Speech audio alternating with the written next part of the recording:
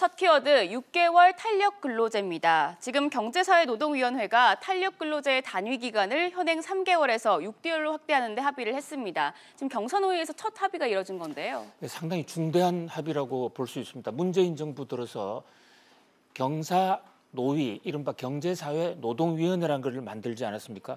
우리 사회에 가장 민감한 그리고 가장 복잡한 노동 문제를 노사와 또 사회단체가 다 합쳐서 어떤 의견 수렴을 함으로써 갈등의 소지를 미리 없애자라고 하는 그런 위원회인데요.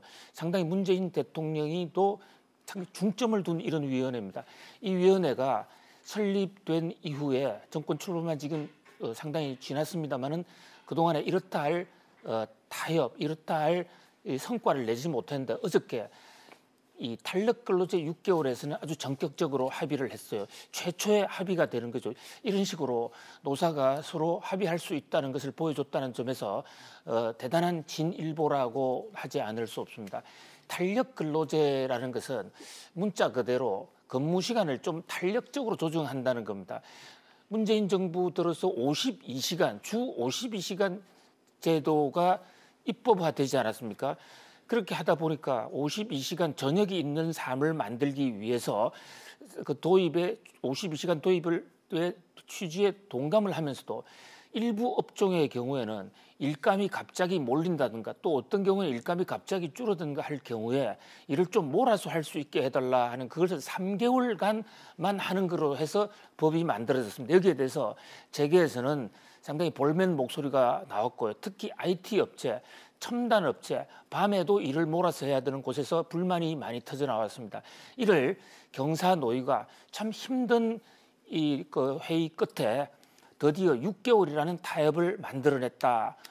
그래서 일단은 노사 간의 최대 갈등이 하나가 해소된 그런 모양입니다. 물론 이것은 입법 사항이기 때문에 국회로 넘어가야 돼요. 현재 국회가 장기 휴식 중이고 사실 농성 중이나 마찬가지죠.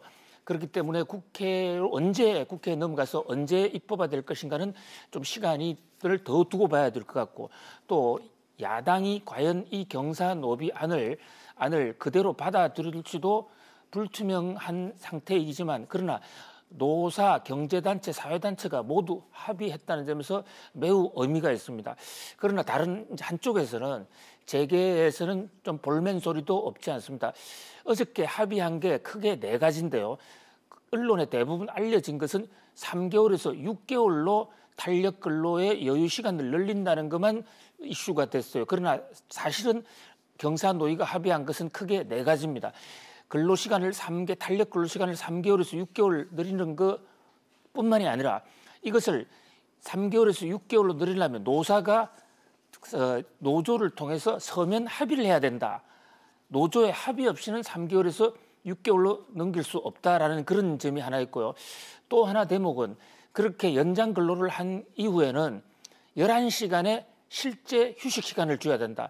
이를테면 밤 12시에 작업이 끝났다. 이러면 그 다음날 낮 11시까지는 쉴 수 있게 보장해 줘야 된다는 그런 조항이 하나 들어갔어요. 그리고 또 탄력 근로제 시간을 늘리게 됐을 경우에는 근로자들이 초과 근무 수당을 조금 못 받게 돼서 실질 임금이 떨어질 수가 있습니다. 만약 그렇게 될 경우에 노동자들의 피해가 없도록 하기 위해서 이 탄력 근로제를 6개월로 늘리는 회사는 그 임금 보전 방안을 고용노동부에 사전 신고해야 된다. 이런 조항의 같이 지금 통과가 된 거예요. 특히 이 3개월에서 6개월 늘리면서 부속으로 통과된 이 조항에 대해서 재계단체에서는 좀 볼멘 소리가 있습니다. 그러나 어쨌든 노사 정의 또 사회단체, 경제단체가 이 사회 갈등 현안을 합의를 했다는 그런 면에서 분쟁을 우리 사회가 스스로 극복하고 해결할 수 있다는 그런 가능성을 보여줬다는 점에서 대단한 진일보라고 하지 않을 수 없습니다. 네, 이제 노동 환경이 어떻게 변할지 또 주목해 보셔야겠습니다. 이어서 다음 뉴스 키워드 보시죠.